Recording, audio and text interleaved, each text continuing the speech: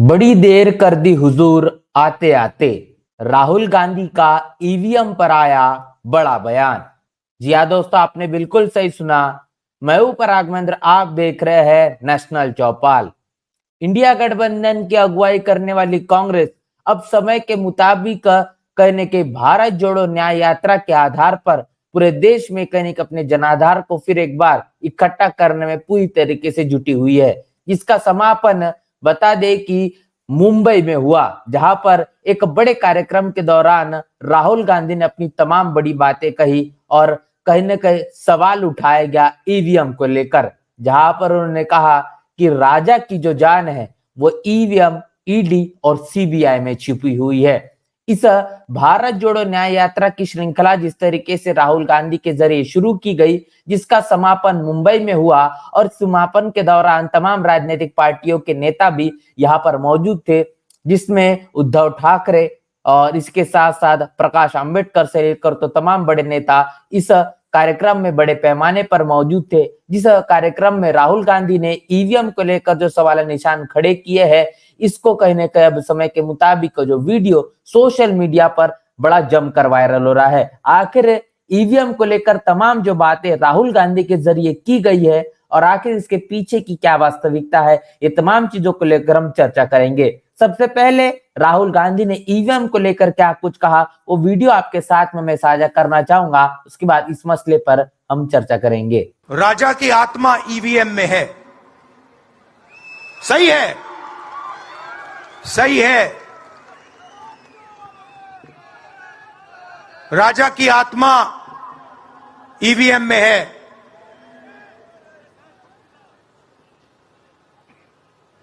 हिंदुस्तान की हर संस्था में है, ईडी में है, सीबीआई में है, इनकम टैक्स डिपार्टमेंट में है। तो जिस तरीके से आपने वीडियो में साफ तौर पर देखा कि कैसे राहुल गांधी ने प्रधानमंत्री मोदी पर सीधा सवाल या निशान खड़े करते हुए कहा कि राजा की जो आत्मा है वो ईडी, सीबीआई और इनकम टैक्स में छुपी हुई है, क्योंकि तमाम राजनीतिक पार्टियों के ऊपर के नेताओं पर होने वाले ईडी, सीबीआई के छापे ये बताते हैं कि किस तरीके से अंदरूनी तौर पर बीजेपी के पाले से वो तमाम फोर्स लगाई जा रही है जो कि विपक्ष को पूरी तरीके से कमजोर कर दिया जाए। अब यह सवाल उठता है कि जो ईवीएम को लेकर कहीं न कहीं राहुल गांधी ने जो बयान दिए है, इसके पीछे की क्या सच्चाई है। तमाम राजनीतिक पार्टियों से लंबे समय से ईवीएम को लेकर सवाल निशान खड़े करने का काम किया जा रहा था और आपने देखा कि बीते दिनों जंतर मंतर की सड़कों पर किस तरीके से सुप्रीम कोर्ट के तमाम एडवोकेट के जरिए एक बड़ा आंदोलन का निर्माण किया गया। उस आंदोलन में तमाम सामाजिक संगठनों, राजनीतिक पार्टियां हो शामिल हुई, जहां पर ईवीएम के खिलाफ में तमाम बड़ी बातें कही गई। लेकिन वक्त के मुताबिक कांग्रेस के तमाम जो आला कमान है, उनके जरिए ईवीएम के खिलाफ किसी भी तरीके की बयानबाजी होते हुए नजर नहीं आई। लेकिन आखिरकार अब चुनाव इतना ज्यादा नजदीक आ चुका है, जहां पर चुनाव की तारीखें भी साफ हो चुकी है। अब राहुल गांधी का ये बयान ये क्या कुछ साबित करता है, वो ही बखूबी जाने। अब ये पूरी तरीके से कांग्रेस की रणनीति समझ में आ रही है, क्योंकि कांग्रेस ये जानती है कि यही ईवीएम के बदौलत उन्हें तेलंगाना में सरकार बनाने का काम किया, तमाम प्रदेशों में वो सरकार बना पाते हैं। लेकिन अब ईवीएम पर अगर सवाल उठाएंगे तो उनकी जीत पर ही संशय का एक बड़ा प्रश्न चिन्ह खड़ा हो जाएगा। ऐसे में ईवीएम पर राहुल गांधी, सोनिया गांधी, तमाम जो कांग्रेस के आला कमान है, वो अपनी बयानबाजी देते हुए नजर नहीं आते। ऐसे में तमाम राजनीतिक पार्टी के आधार पर अगर राष्ट्रीय पार्टी की बात कर जाए तो बहुजन समाज पार्टी के राष्ट्रीय अध्यक्ष बहन मायावती के जरिए ईवीएम को लेकर बार बार सवाल करने का काम और इस मुद्दे को उठाने का काम किया गया है। इसके साथ साथ आपको बता दें कि बीता विधानसभा का जो चुनाव रहा, जो तमाम 4 प्रदेशों में चुनाव देखा गया, इस चुनाव के दौरान जो बहुजन समाज पार्टी के राष्ट्रीय अध्यक्ष बहन मायावती के जरिए तमाम जो सभाएं की गई, उस प्रत्येक सभाओं में बहन मायावती ने ईवीएम के मुद्दे को उठाने का काम किया है। और इसी के साथ साथ पूरे देश भर से दर्जनों याचिकाएं सुप्रीम कोर्ट में दर्ज कराई गई है ईवीएम के खिलाफ में, जहां पर ईवीएम को बदलकर बैलेट पेपर के आधार पर चुनाव होना चाहिए। इस मसले पर सुप्रीम कोर्ट कहे या फिर इसके साथ साथ चुनाव आयोग की कोई भी सकारात्मक प्रतिक्रिया देखने को नहीं मिली। हाल ही में बता दे कि जिस तरीके से चुनाव आयोग के जो चीफ इलेक्शन कमिश्नर है राजीव कुमार, इनके जरिए बयान आया कि ईवीएम पर किसी भी तरीके से कोई धांधली नहीं है, ये पूरी तरीके से फेयर एंड फेयर के आधार पर चुनाव होता है और कहीं ना कहीं ईवीएम में किसी भी तरीके से कोई गड़बड़ी नहीं की जाती। ये तमाम बातें चीफ इलेक्शन कमिश्नर के जरिए राजीव कुमार के आधार पर कही गई है और ये तमाम बातें कहने के बाद में अब ये साफ हो चुका है कि आने वाला लोकसभा 2024 का जो चुनाव है वो ईवीएम के ही आधार पर होगा।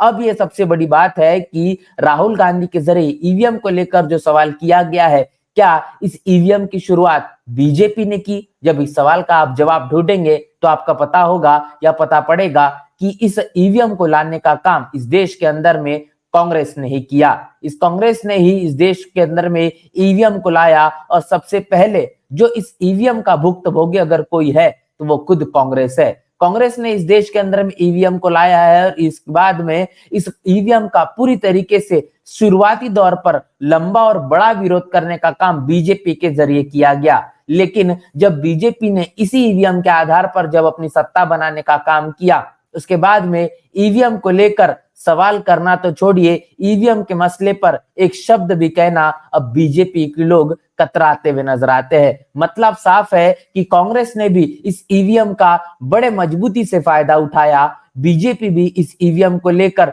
कुछ भी कहते हुए नजर नहीं आती, क्योंकि उनका ये दावा है कि 400 से पार। ये दावा आखिर क्या कुछ कहता है, इसके पीछे की क्या ईवीएम के जैसी कोई बड़ी सच्चाई है, ये भी वक्त के मुताबिक देखना होगा। और इसी मुद्दे को लेकर जो बात राहुल गांधी के जरिए की गई है कि राजा की जो आत्मा है वो कहने की ईवीएम, ईडी, सीबीआई और इनकम टैक्स में छुपी हुई है। तो जिस तरीके से राहुल गांधी ने तमाम जो बड़ी बातें यहाँ पर कहने का काम किया है, जिसके कारण ये समझ में आ रहा है कि वक्त के मुताबिक जब आवश्यकता थी तब ये बातें नहीं की गई, लेकिन अब ये जो बात है पूरी तरीके से बेबुनियाद है, चुनावी एक जो मुद्दा है और इस मुद्दे को बनाने का काम राहुल गांधी कांग्रेस के जरिए किया जा रहा है। और इसके साथ साथ शुरुआती दौर पर बहुजन समाज पार्टी के राष्ट्रीय अध्यक्ष बहन मायावती के आधार पर जो तमाम बातें ईवीएम के खिलाफ में कही गई, लिखी गई, उसको भी कहने के संज्ञान में कहने के तमाम ईवीएम के आधार पर चुनाव आयोग के आधार पर सुप्रीम कोर्ट के जरिए करने का काम नहीं किया गया।